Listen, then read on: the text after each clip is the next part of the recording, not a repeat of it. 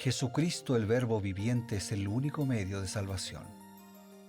Él es el centro del pensamiento de nuestra vida, la fuente y la autoridad de la doctrina. El principal propósito de la vida de Cristo fue la obediencia a los mandamientos, exaltando la ley de Dios como un reflejo de su carácter. El principal mensaje a ser predicado en el mundo, basado en Apocalipsis 14, está representado por 3 ángeles llevando el Evangelio eterno al mundo entero. Este mensaje se basa en los encantos inigualables de Cristo y declara que la hora del juicio ha llegado y llama a obedecer los mandamientos de Dios. Mediante su palabra, Dios ha comunicado a los hombres el conocimiento necesario para la salvación.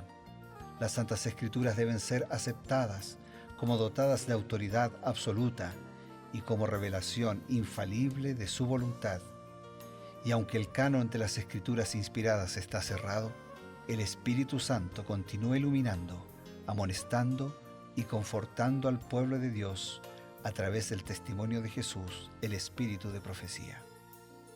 El camino a la vida se traza a través de un camino angosto que debe ser recorrido con confianza a las promesas que Dios dejó a hombres y mujeres fieles que dedicaron sus vidas hasta la muerte por el Evangelio eterno. Los fundadores de la Iglesia soñaron con el día en que la revelación sería una realidad en sus vidas. Miraron con los ojos de la fe a aquel día glorioso cuando finalmente la promesa sería cumplida en la venida magistral de Jesucristo a esta tierra para recompensar a cada uno según sea su obra.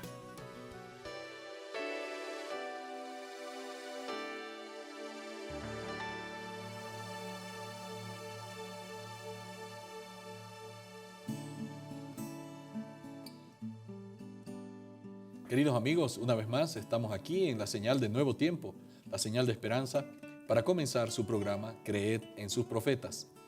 Como cada día, nosotros queremos agradecer a Dios porque tenemos la oportunidad de consultar la palabra de Dios, consultar los escritos del Espíritu de Profecía que Dios le dio a Elena White. Para esta tarea nos congregamos como cada día junto al pastor Bruno Razo. Muchas gracias, Pastor Eber. Y lo hacemos así con alegría, con gratitud, como mencionas, listos para introducirnos en el capítulo 7 de Primera de Crónicas, con algunos temas, tópicos seleccionados y comentarios de Elena de White en relación a este capítulo. Y antes de hacerlo, le enviamos un abrazo de cariño, de respeto, deseando muchas bendiciones a todos nuestros amigos y hermanos.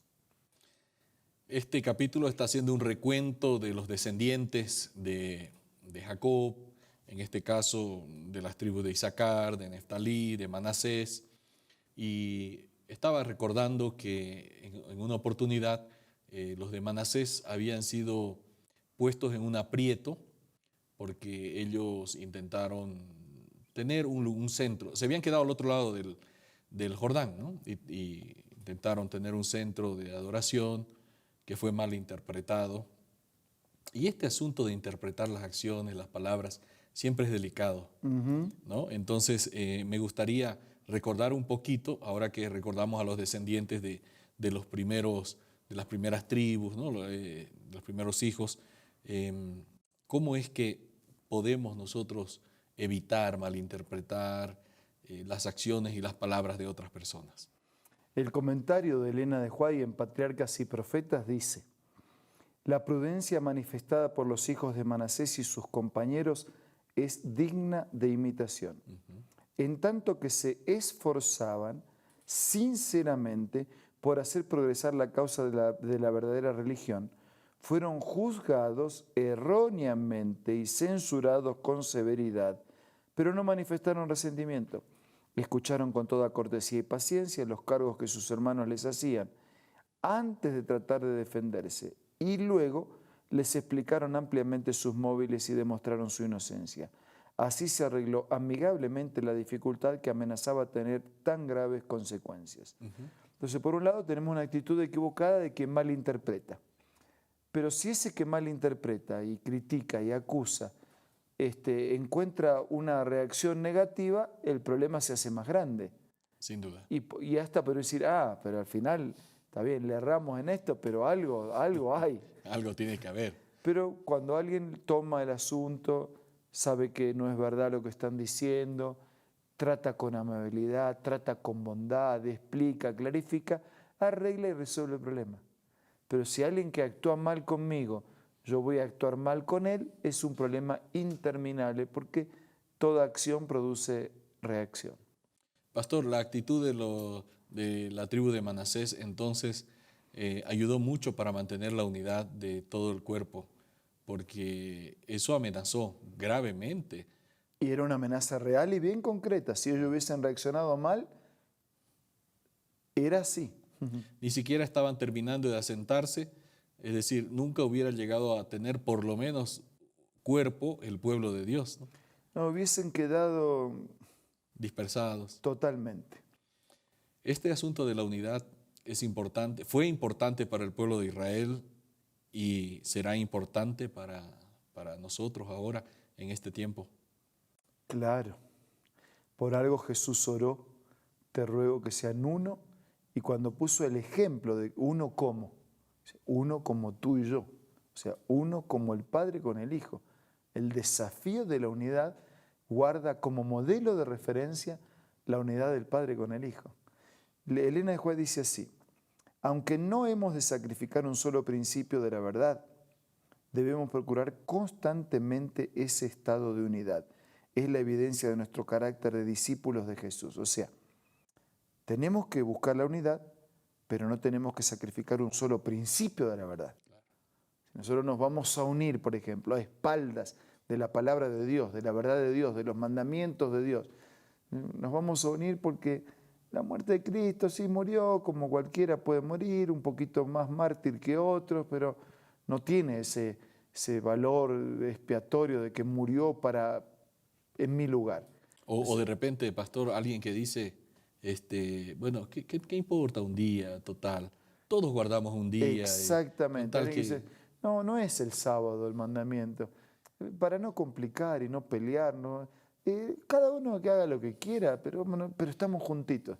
Esa unidad no le sirve a nadie. Exacto. O sea, si nosotros dos nos vamos a unir a espaldas de Dios, contrariando a Dios, no cumplimos el propósito de la oración de Jesús. Tenemos que unirnos de frente a Dios, mirando a los ojos del Señor, haciendo su voluntad y cumpliendo su palabra. Por eso dice así que no hemos de sacrificar un solo principio de la verdad, pero tenemos que procurar constantemente ese estado de unidad. Dios quiere que haya unión y amor fraternal entre su pueblo. En la oración que elevó Cristo precisamente antes de su crucifixión, pidió que sus discípulos fueran uno como Él era uno con el Padre, para que el mundo creyera que le había enviado. Esta oración conmovedora y admirable llegaba a través de los siglos hasta nuestros días, pues sus palabras fueron: pero no ruego solamente por esto, sino también por los que han de creer en mí, por la palabra de ellos. En el versículo 20 aparecemos todos nosotros, ¿no? Ahora fíjate, otra vez el mismo tema. Cuando hablábamos de que Israel era bendecido, ¿para qué era bendecido? Para que los demás pudieran conocer, para bendecir. Ahora acá el Señor dice que sean uno. ¿Para qué tenemos que ser uno? Para que los demás puedan conocer, para que los demás puedan creer. O sea, hay una intencionalidad en Dios, siempre, Claro. de salvarte, de salvarme y de usarnos para salvar a otros. ¿Cómo encontramos ese equilibrio entonces, pastor, entre el deseo que Jesús manifestó de que su iglesia, sus hijos sean unidos, pero a la vez sin renunciar a los puntos básicos, los puntos inamovibles, los principios de la ley de Dios? Eso es algo básico. Muy buena pregunta. Así como Dios desaprueba el pecado, pero ama al pecador, nosotros también tenemos que hacer lo mismo. O sea, desaprobamos el pecado, pero amamos al pecador. La persona tiene que ser amada, tiene que ser respetada, tiene que ser querida. Y aquí pasa de la misma manera. Tenemos que unirnos, pero ¿unirnos para qué? Para alabar a Dios, para hacer su voluntad. y para que otros puedan creer. Pero si la unidad no está basada en la palabra, de buena manera, ¿no es cierto? No creyéndome superior, no siendo dogmático, de buena manera, respetando, tengo que priorizar que la unidad sea en la verdad de Dios. ¿Por qué? Fíjate lo interesante de este tema. Y nosotros ya hemos visto que eso pasó en capítulos anteriores. Por ejemplo, cuando Absalón se juntó con un grupo para hacer algo, ¿eso era unidad o era conspiración? Una conspiración directa. Entonces, Claro. cuando nosotros nos unimos para darle la espalda a Dios y hacer contrario a lo que Él dice, eso no es unidad. Eso es conspirar contra Dios y su palabra. Y Dios nos salve y nos guarde de conspirar contra Él. Lo que Él nos pide es que nos unamos con Él. Unirnos con Dios trae beneficios para nosotros y también para nuestros amigos, nuestros prójimos, nuestras familias. Vamos a recibir un consejo importante y luego volvemos.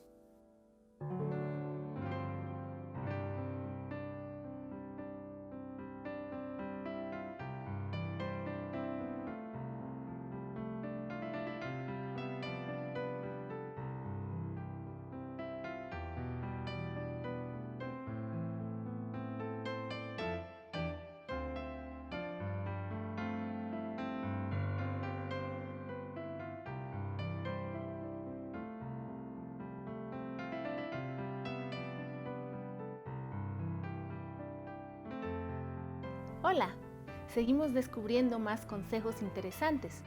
Mira el que encontré el día de hoy. No tenemos nunca por qué sentirnos solos. Los ángeles son nuestros compañeros. El Consolador que Cristo prometió enviar en su nombre mora con nosotros. En el camino que conduce a la ciudad de Dios no hay dificultades que no puedan ver quienes en Él confían. No hay peligros de que no puedan verse libres. No hay tristeza ni dolor, ni flaqueza humana para cual Él no haya preparado remedio. Linda cita, ¿verdad? Esta y muchas otras puedes encontrar en el libro Ministerio de Curación, escritas por Elena G. de White, una autora y escritora muy reconocida. Te invito a que puedas ser parte de tu biblioteca personal y te invito a que puedas adquirirlo ingresando a la página web www.aces.com.ar. Otra manera que tú puedes adquirir estos libros es buscando una iglesia adventista del séptimo día que esté cerca de donde tú te encuentres. También puedes adquirirlo descargando las aplicaciones de App Store o de Play Store para tus dispositivos móviles.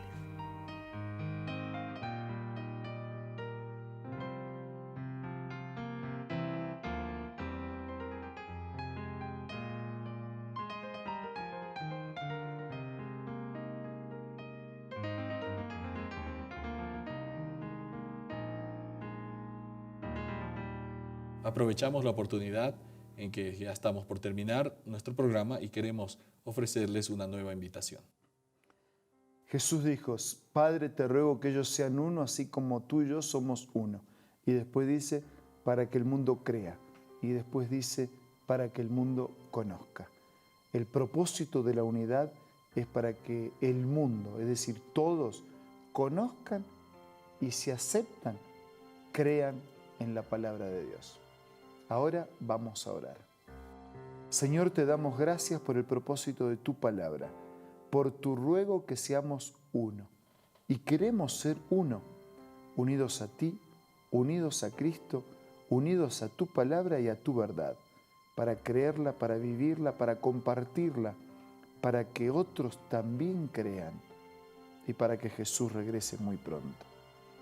Bendícenos a todos. Te lo pedimos, te lo agradecemos, en el nombre de Jesús. Amén. Amén. Nos despedimos solamente momentáneamente, porque mañana tenemos la promesa y la esperanza de reencontrarnos aquí en su programa Creed en sus Profetas. Será hasta entonces.